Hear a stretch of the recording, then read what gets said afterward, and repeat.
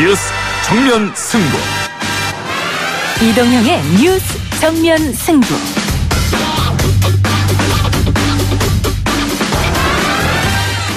청취자 여러분 안녕하십니까, 이동형입니다. 이동형 뉴스 정면 승부, 먼저 오늘 준비한 내용부터 알려드립니다.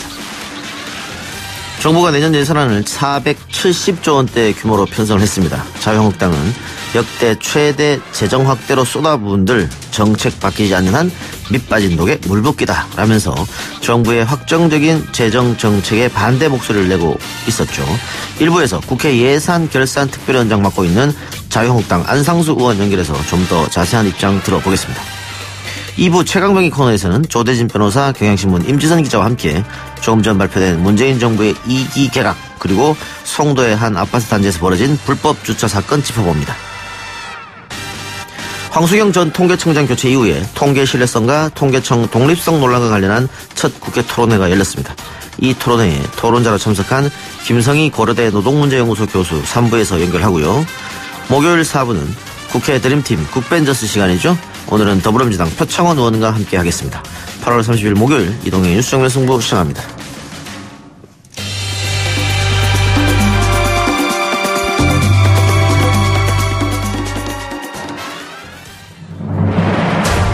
이 작가는 독하다. 이 작가는 거칠다. 이 작가는 솔직하다. 이 작가는 눈치가 없다. 그는 할 말은 한다. 할 말은 한다. 정치 오타쿠 이 작가의 독설. 뉴스 정면 승부.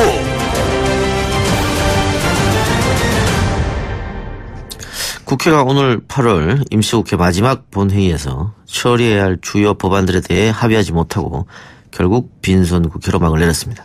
이제 9월부터 정기국회가 시작이 되면 국정감사, 예산심사 등 중요한 일정이 줄줄이 예고되어 있죠. 특히 470조 규모의 내년 예산안이 국회로 넘어가면 예산안 심사 과정에서도 여야 논쟁이 치열해질 것으로 보입니다. 국회 예산결산특별위원장 맡고 있는 자유한국당 안상수 의원 연결해서 이야기 나눠보도록 하겠습니다. 의원님. 네, 안녕하십니까. 네. 안상수 의원입니다. 예, 안녕하십니까. 예, 반갑습니다. 예, 자유한국당도 오늘부터 주 52시간 근무제 동참하신다고요? 뭐 법이니까 어떻게 해요.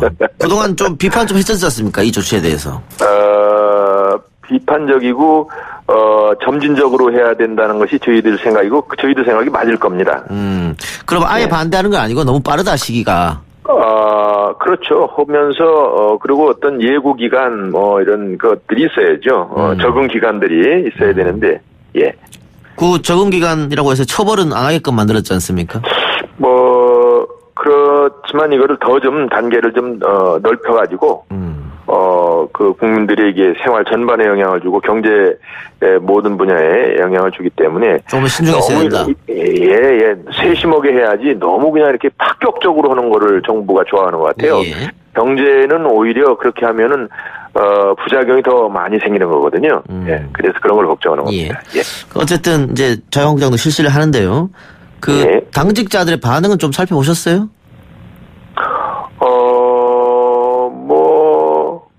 그래도 헌신적으로 하고 싶은 분들이 사실 많죠. 왜냐하면 이게 우리가 무슨 그냥 이렇게 활동을 소극적으로 해서 성과가 없어지면 자기 일자리가 없어지는 거거든요. 정당이라는 것은 그렇잖아요. 예. 우리가 열심히 해서 다음에 선거도 좀 잘 당선이 되고 이래서 당세가 확정이 돼야 되는 거기 때문에 이렇게 그냥 월급쟁이다 이렇게 이런 식으로 그냥 보통의 쌀라리맨들하고는 성격이 다르기 때문에 예. 아마 그냥 노는 시간을 엔조이한다는 것보다도 뭔가 이렇게 설령 사무실에는 근무를 안 하더라도 자기가 어떻게 더 적극적으로 해서 당이나 정책에 기여를 할까 이런 생각을 하지 않을까 저는 그런 판단을 해봅니다. 네.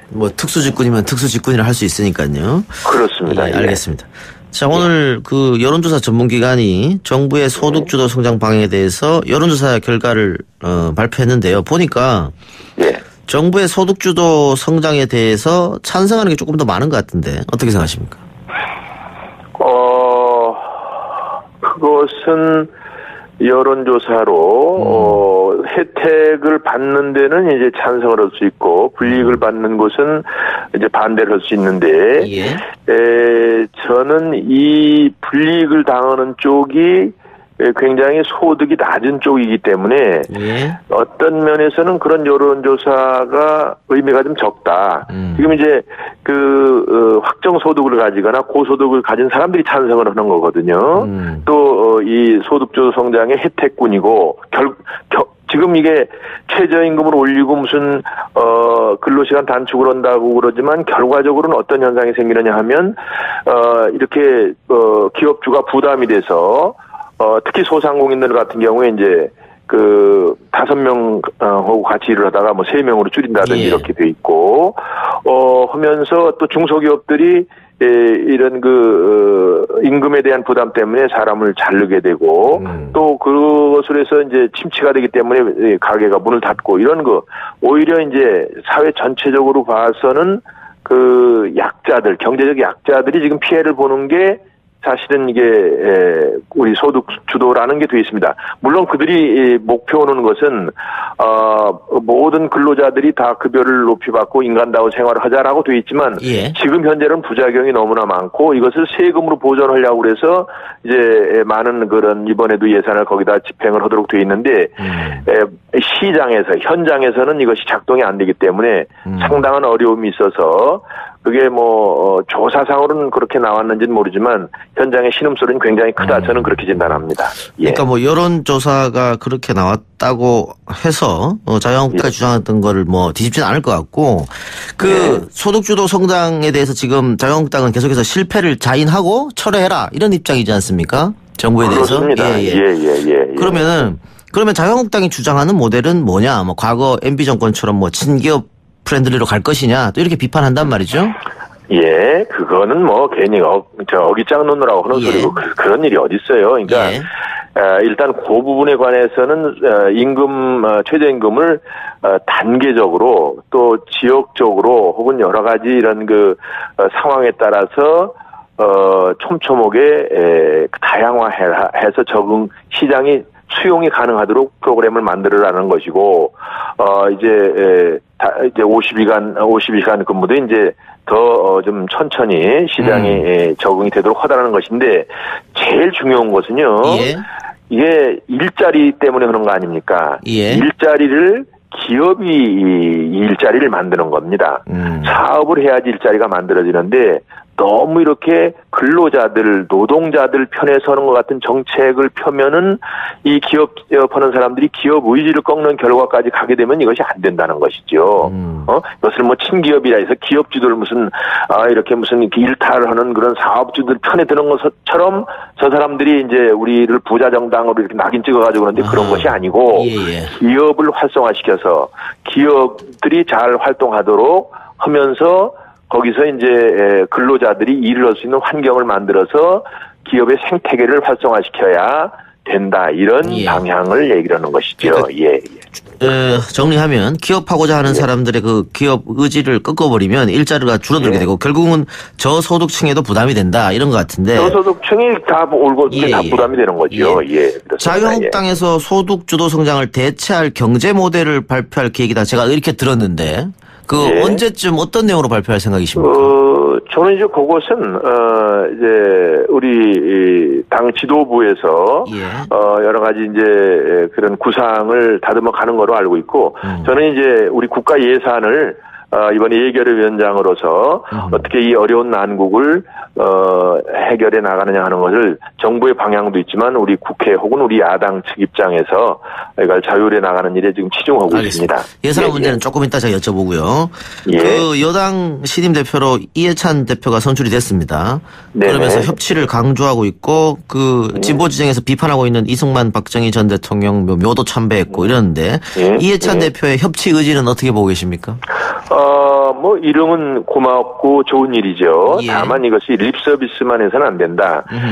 제가 사실은 이 경제가 지금 어려움도 협치가 잘 안 되고 있는 데서 온다라는 주장을 했습니다. 요전에 예결위 총회의에서 그 이유는 지금 이제 대통령 혹은 문재인 정권에서 무슨 적폐청산이다 해가지고 지금 뭐 1년 반 동안 내내 지금 매일 뭐 집어넣고 조사하고 뭐 각종 그 과거에 일단 활동했던 분들에 대해서 이렇게 하면은 결국은 이것도 경제적으로 굉장히 위축을 시킨다는 것이죠. 예. 미래에 대해서도 불확실하게 생각하는 것이고, 또 심지어는 저는 그 안보면에 대해서도 평화가 경제라는 주장은 좋지만 지금 남북 관계가 지금 과연 올곧게 평화로 가느냐 굉장히 걱정하는 사람도 많다 이거죠. 그러니까 이런 것들을 우리 여야 간에 같이 중요한 부분에 대해서 합의해 나가는 그런 것이 중요하지 뭐 립서비스하고 뭐 이런 거 가지고는 해결이 될 일이 아니다. 저는 그렇게 생각합니다. 예. 실천이 중요한데 어쨌든 초반에 협치 이야기하는 것은 좋은 일이다 이렇게 보고 계시는 거죠. 우리 이해찬 대표한테 사실 기대하지 못했던 일이죠. 그 양반은 무슨 우리 당이라든지 우리 보수 우파 쪽을 척결해야 될 대상으로 하고 20년 집권한다가 집권이야 20년 아니라 50년도 예. 좋은데 그래도 방법적으로 너무 표현이 거칠었는데 예. 그런 거에 비해서는 아주 상당히 깜짝 놀랄 그런 저거를 봤어요. 알겠습니다. 자, 그러면은 의원님 관심사인 예산 얘기 좀 해봅시다. 예. 야, 정부가 마련한 내년도 예산안이 470조 정도 됩니다. 작년보다, 예. 올해보다도 상당히 큰 폭으로 상승했는데, 예. 자, 예결위원장으로서 심사 기준과 원칙이 있을 텐데요. 어떻습니까? 예. 이제 사실 정부 측하고 조금 저희들은 다른 스탠스가 있긴 합니다만 어찌됐든 그러나 정부에서 의지를 가지고 추진하는 것을 발목 잡을 생각은 없고요. 정부는 대개 이제 일자리 예산이라고 그래서 가져오긴 했지만 예. 일부 공무원들을 증원한다든지 혹은 무슨 노인의 일자리를 만든다든지 이런 거 이외에는 사실 일자리보다는 복지 쪽이라고 봐야 되고요. 예. 그러나 그것도 162조나 해왔는데 어쨌든 지금 너무나 지금 현황이 어렵기 때문에 어느 정도는 그것을 정부 측의 입장을 들어서 하되 그러나 그 부분은 어느 정도는 전용이 좀 돼야 될 텐데 전용이라는 것은 미래에 대한 투자를 아껴서는 안 된다. 예. 지금 이제 결국은 아까도 말씀드렸다시피 우리가 일자리나 경제는 결국은 기업에서 하는 것이고 기업이 잘할 수 있는 그런 생태를 만드는 그런 인프라 투자해도 결코 소홀히 해서는 안 되는데 그런 부분을 좀 치중해서 보겠고 그러면서 또한 우리가 이제 지금 현 정부에서 자꾸 이제 인프라 투자를 무슨 토목 예산으로 해서 이제 약간 배관시하는 경향이 있는데 사실은 지금과 같이 어려울 때에는 지역 주변에 있는 그런 SOC를 비롯한 인프라에 투자를 하는 것이 서민들이 가장 쉽게 일자리를 찾을 수 있는 건설 공사들입니다. 그리고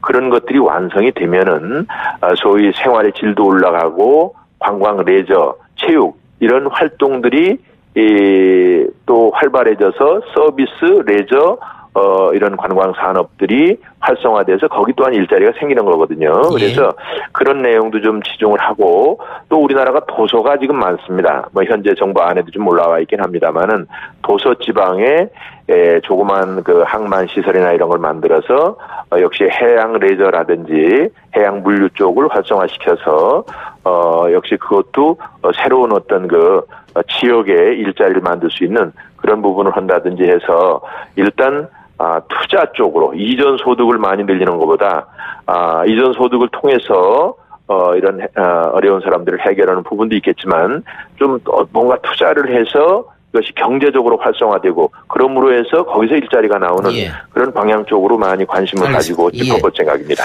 방금 SOC 예산 말씀하셨는데 그 문재인 정부도 아마 그런 것을 생각해서 생활 SOC 예산이라는 개념을 갖고 왔거든요. 그 부분은 어떻게 보세요? 사실은 제가 예결위원장으로 보임이 된 직후에 국토부 장관도 오셨었고 또 우리 경제부총리나 청와대에서도 정무수석도 오셔서 여러 가지 견해를 서로 교환을 했습니다. 그 가운데 어떻게 보면 그건 제 의견도 좀 많이 들어가긴 한 건데, 일단 자꾸 이제 이 현 정권에서 이제 4대강에 대한 후유증, 이제 4대강을 자꾸 반대를 하면서, 어떤 토목공사에 대해서 이제, 좀 공격적으로 하다가 갑자기 정권 들어서서 이제 건설 투자를 하는 것에 비중을 두면 자기들이 어떤 그 이율 배반적인 것으로 돼서 그런지 모르지만 하여간 이건 뭐 굉장히 소극적으로 해왔단 말이에요. 그래서 그것을 그렇게 하면 안 된다 하는 취지로 일단 건설 관련된 예산도 많이 확대를 하는 것이 필요하고 만약에 이런 그 신규로 뭐 큰 대형 공사나 이런 걸 하는 것은 뭐 나 자신도 찬성하지 않고 그거는 뭐 굳이 그럴 필요가 없는데 다만 생활 주변에서 있는 이런 그 생활 밀착형이라고 이제 표현은 됐지만 우리가 어떤 주변에 필요한 여러 가지 생활 편의 시설 등 체육 레저 시설 그리고 필요한 어떤 그 인프라 노후된 인프라를 개선하거나 조금 확장하는 그런 예산을 좀 많이 정부 안으로 해왔으면 좋겠다 그랬는데 어느 정도 반영이 됐다고 이제 보는 거죠. 아니, 제가 그래서 여쭤보는 게 지금 의원님이 이야기하신 그 SOC 예산과 정부에서 말한 생활 SOC 예산이 일맥상통하는 부분이 있는 것 같아서 한번 다시 여쭤봤거든요. 그렇습니다. 어느 정도 일통하는 거죠. 자, 좀 시간이 없어서 마지막으로 하나만 더 여쭤볼게요. 그 지금까지 예산안 이렇게 통과되는 거 보면 결국은 법정 기한 시간을 다 넘겨갖고 처리했거든요. 그래서 이번에는 좀 법정 기간 내에 좀 처리됐으면 하는 그런 생각이 있는 분들이 많은데 어떻습니까? 이 야당의 협조가 필요할 텐데. 이제 그게 이제 12월 2일 날이 법정 기간인데 지금은 이제 소위 선진화법으로 해서 뭐 그때까지 통과가 안 되면 정부 안이 확정되는 그런 경우가 될 수가 있어요. 그래서 뭐 그런 경우는 이제 없겠고 또 그것도 정부도 그건 큰 부담이니까 안 되는 거고 우리가 치열하게 서로 이제 협의를 하겠죠. 그런데 아마도 뭐 조금은 그래도 막판에 가면은 서로 쟁점 정리하는 게 시간이 걸려서 날짜를 합의해놓고 예를 들어서만 일주일이고 열흘 정도까지는 지나도 이제 내년 예산 집행하는데 문제가 없거든요. 그래서 그렇긴 하되 틀림없이 법정 기한에 주변에서 통과가 될 거다 이렇게 기대하셔도 좋고 근데 너무 날짜만 이렇게 가지고 또 저희들한테 이렇게 압박을 하면 또 필요한 그 아주 중요한 그런 부분에 대한 조정을 못하는 수가 있기 때문에 좀 지켜보시면서 같이 양면성을 다 보셔야 됩니다. 알겠습니다. 지켜보도록 하죠. 네네. 의원님 오늘 말씀 여기까지 듣겠습니다. 네네, 감사합니다. 자주 연락 주시죠. 알겠습니다. 네네. 지금까지 자유한국당 안상수 의원이었습니다. 1부 순서 여기서 마치고요. 저는 2부 최강병기로 돌아오겠습니다. 딱딱하고 지루한 뉴스가 소설보다 흥미진진해지는 새로운 경험. 놀라셨죠? 이것이 바로 이동준의 뉴스 정면 승부.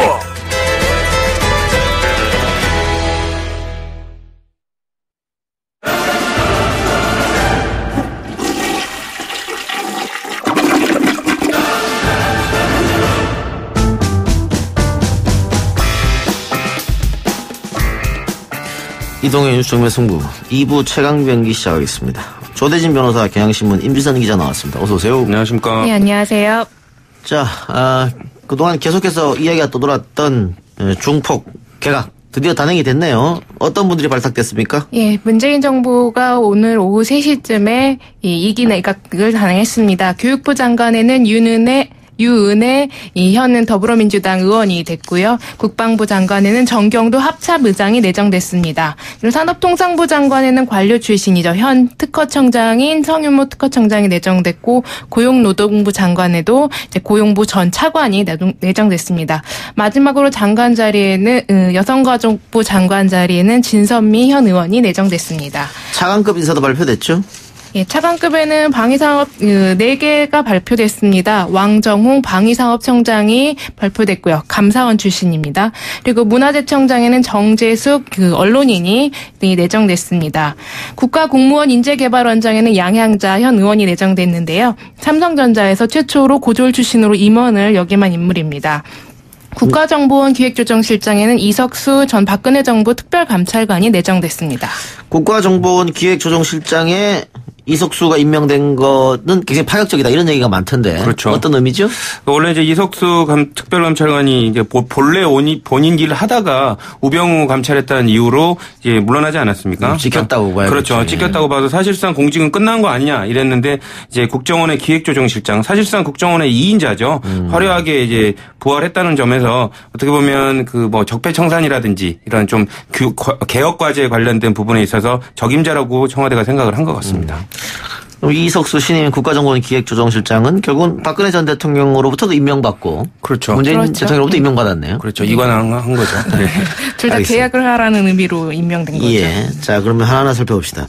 윤해 장관이 교육부 장관이 됐는데 재선 의원이지 않습니까? 그렇죠. 네. 전문성은 어디에서 전문성을 보고 교육부 장관을 발탁했습니까? 일단 유은혜 의원 같은 경우는 7년째 국회 교육문화위원회를 하고 있습니다. 그러니까 7년째 교육 관련 담당 상임위를 하고 있다는 점이 가장 높이 평가를 받았고요.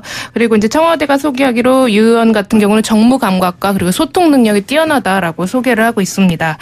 지금 김상곤 교육부총리가 물러나게 된 데는 이 교육 관련한 특히 대입 관련한 이슈에 대해서 조율을 잘하지 못했다라는 지적을 받았는데 그래서 앞으로 그 부분에 대해서 좀 조율을 잘 하라는 의미로 내정된 거 아닌가 싶습니다. 예. 교육부 장관은 누가 봐도 경질을 잃은 것처럼 보이잖아요. 네, 그렇죠. 예, 그리고 유 의원 같은 경우는 문재인 대통령하고 좀 인연도 있습니다. 예. 본인이 나중에 밝힌 내용인데 본인 아버지가 심근경색으로 1992년에 돌아가셨을 당시에 문재인 대통령이 인권 변호사 시절에 그걸 산재로 인정받도록 도와줬다고 하고요. 그 사연을 한참 뒤인 2016년에 가서 공개했다고 합니다.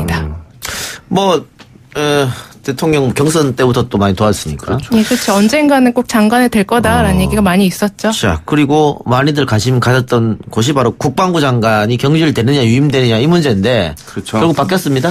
그러니까 이제 뭐 바뀐다는 얘기들이 설왕설래 했었는데 결국에는 그 정경두 합참의장이 국방부 장관으로 임명이 됐습니다. 뭐 다 아시다시피 비육군 출신이고요. 그 1994년 이양호 장관 이후로 이제 두 번째 이제 공군 출신 국방부 장관이 탄생하게 된 거고요. 그러니까 연속해서 비육군 출신이 지명이 됐다는 것 자체가 육군 중심의 어떻게 보면 군 문화를 개혁하겠다는 문재인 대통령의 의중이 담겨 있는 것 같습니다. 그러니까 송영무 장관을 경질하면서도 군개혁은 계속해서 끊임없이 차질 없이 진행하라 이런 의미가 있을 것 같고. 네. 예. 24년 만에 공군 출신 국방장관 이양호 장관이 이제 그렇죠. 24년 전에 예, 그렇죠. 린다김 사건으로 유명한 분이고. 그렇죠. 예. 알겠습니다.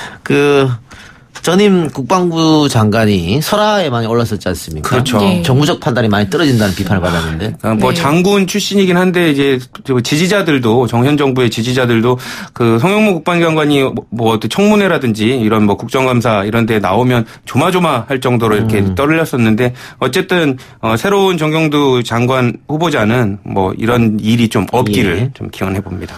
예, 경제부총리는 유임됐습니다만 산업통상자원부 장관은 교체됐습니다. 이건 어떻게 봐야 될까요? 일단 소득주도 성장에 대해서 그거를 기조를 변하지 않고 그리고 지금 장하성 실장이나 경제부총리 두 명에게 직을 걸고 고용 문제 해결하라고 한 만큼 그 둘을 계속 신임하겠다는 의미로 보여집니다.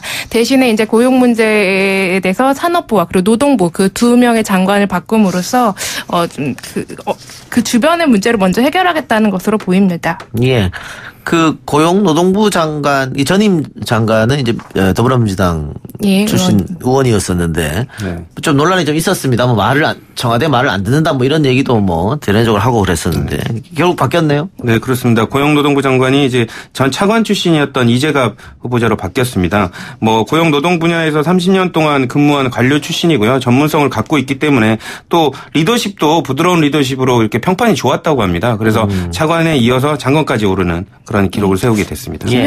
김영주 현 장관 같은 경우는 이 개각 논의가 있을 그 시점에 청와대에 본인이 먼저 스스로 사퇴하겠다는 의사를 밝혔다고 합니다. 그래요. 여성가족부 장관의 진선미 더불어민주당 의원. 꾸준히 여성 아동 인권에 대해서 관심을 보였던 그런 부분에서 점수를 좀 딴 것 같고요. 네. 또 소란에 없애는 데도 일조를 한 분인 걸로 제가 알고 있고.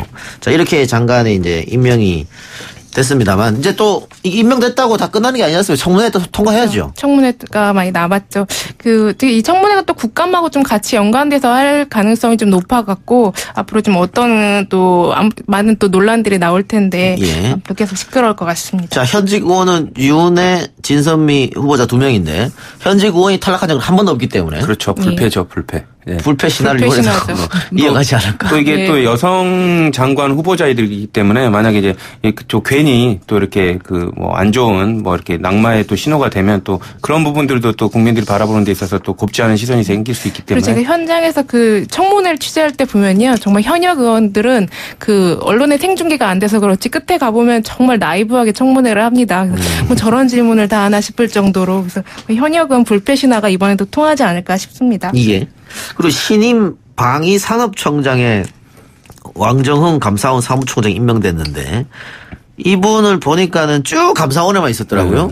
그래서 결국 대통령이 이 방위산업, 그러니까 방산 비리에 대한 그렇죠. 어떤 의지, 척결에 대한 의지가 있는 게 아니냐 이런 좀 지적이 있어요? 문재인 대통령이 예전에 상임위가 국방위 아니었습니까? 그러니까 국방위를 하면서 제일 느꼈던 게 방위산업의 그 비리에 관련된 부분들을 문제점을 되게 많이 알고 있었는데 대놓고 이제 신호를 보낸 거죠. 감사원 출신의 전문가를 보내서 좀 살펴보라 이렇게 경고를 보낸 의미로 그렇죠. 보여집니다. 방위산업청이 그동안 늘 국방부나 또 기재부 출신의 또 관료 출신들이 많이 갔는데 어쨌든 그런 방위산업 관련한 무관한 인물이 가서 그걸 좀 비리를 좀 개선하라라는 그런 의지를 보인 것으로 보입니다.